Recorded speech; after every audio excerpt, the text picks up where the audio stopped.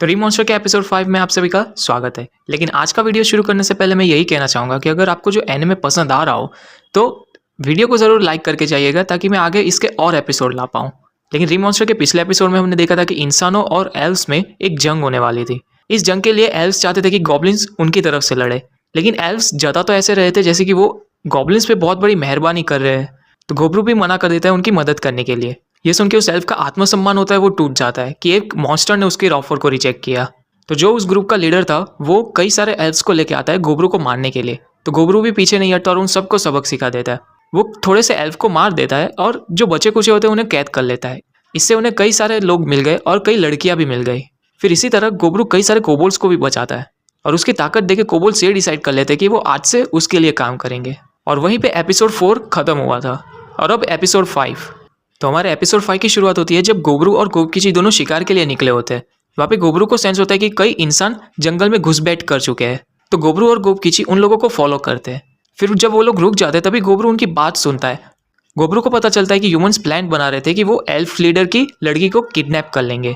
गोब्रू समझ गया कि कोई एल्फ है जिसने उनके लीडर की लड़की की जाने की खबर लीक कर दी थी। फिर वहाँ पे एल्फ लीडर की लड़की अपने कई सारे बॉडीगार्ड्स के साथ जा रही होती है। गोब्रू को मालूम था कि एल्फ खूबसूरत तो होते हैं लेकिन ये लड़की कुछ ज़्यादा ही खूबसूरत थी। वहाँ पे ह्यूमंस एल्फ्स पे अटैक कर देते और कई सारे बॉडीगार्ड्स को मार डालते हैं। ह्यूमंस का प्लान अच्छा खासा जा रहा था, उन्होंने एल्फ लड़की को पकड़ भी लिया, लेकिन तभी गोब्रू और गोबकीची बीच में आ जाते हैं और उस एल्फ लड़की को बचा लेते हैं। गोब्रू 2-4 इंसान को जिंदा रहने देता है और खा लेता है ताकि उनकी मेमोरीज और उनकी स्किल्स कॉपी कर पाए।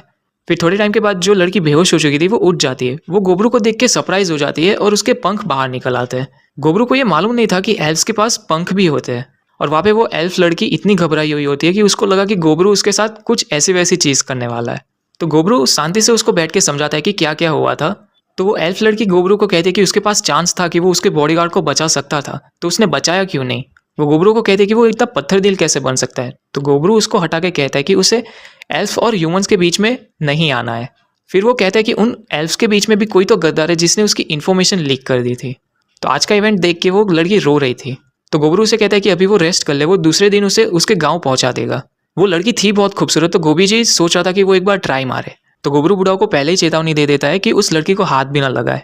तो दूसरे दिन गोब्रू और गोबकीची उस लड़की को उसके गाँव ले जा रहे होते हैं। तभी गोब्रू उसे उसके पंख के बारे में पूछता है। तो वो लड़की बताती है कि पंख सिर्फ हाई एल्व्स के पास होते हैं, नॉर्मल एल्व्स के पास नहीं होते। फिर ऐसे ही बातें करते हुए वो 3 घंटे का सफर करके एल्फ विलेज में पहुंच जाते हैं। सभी एल्फ गोब्रू और गोबकीची को देख के बहुत ही अलर्ट होते हैं।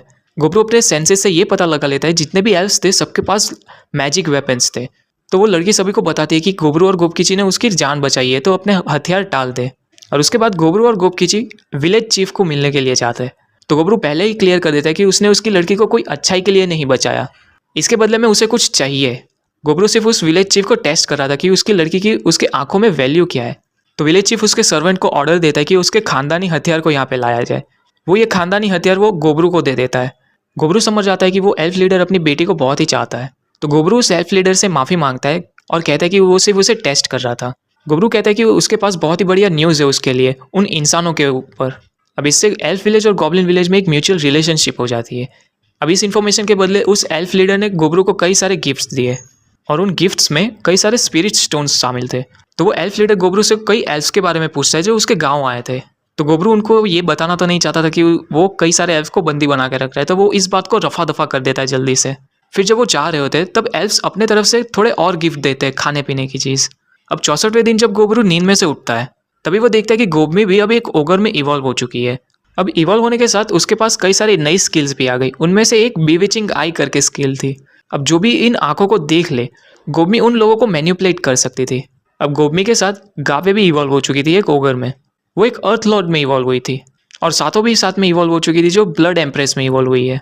लेकिन गोब्रू ने एक बात नोटिस की कि जो भी ओगर में इवॉल्व हो रहे सबके पास एक टैटू है बिल्कुल उसकी तरह।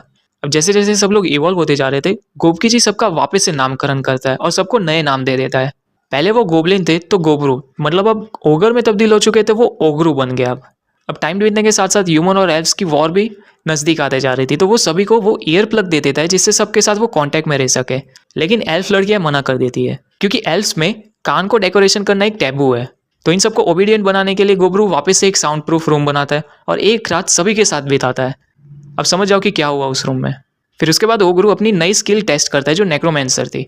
वो देखता है कि कई लेवल के वो स्केलेटन समन कर सकता था। जितना स्केलेटन्स पे आर्मर होगा वो उतना ज़्यादा हाई लेवल का होगा। लेकिन इन स्केलेटन्स की एक ही कमजोरी थी और वो थी सनलाइट।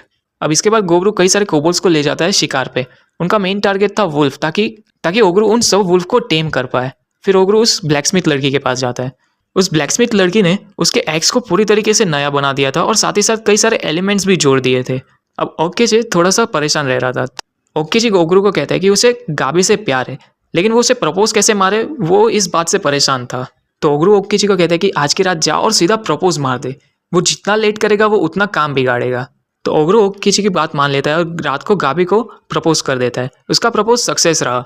तो दूसरे दिन ओगरू को पता चला कि यही सेम बात पे एडवाइस गाबी ने धामी से भी ली थी, जैसे गोबकीची ने गोबरू से ली। खैर उन दोनों की बात तो बन गई। तो वापस से 4 की टीम जंगल में जाती है शिकार करने के लिए। वहाँ पे ओगरू वापस से एक मॉन्स्टर की स्किल कॉपी कर लेता है, जिसे उसे एक एक्सोस्केलेटन करके स्किल मिलती है। वो स्किल उसके पूरी बॉडी को आर्मर में तब्दील कर देती थी।